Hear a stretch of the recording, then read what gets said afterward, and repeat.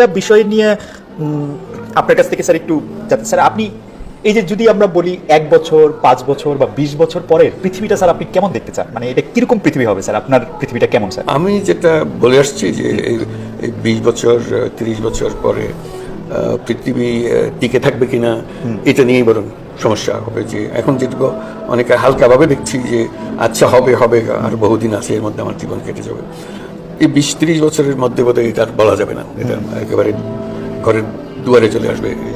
আমি বলছি যে বর্তমান যে গতিতে এবং যে প্রকৃতিতে অর্থনীতি চলছে, তাতে যে ফিনিশিং লাইন যেখানে পৃথিবীর সমাপ্ত হবে, এই সমাপ্তি রেখাটা এখন আমরা দেখতে পাচ্ছি। এটা এমন না যে কয়েক শতাব্দী লাগবে এই সমাপ্তি রেখায় পৌঁছতে, এটা আর নাই। এটা আমাদের দশকের বিষয় হয়ে গেছে, এটা 1 দশক না 2 দশক না 3 দশক এর মধ্যে চলে এসছে যে আমরা ক্রমে এই সীমারেখাটা দেখতে পাবো। কাজেই পৃথিবীর ভবিষ্যৎ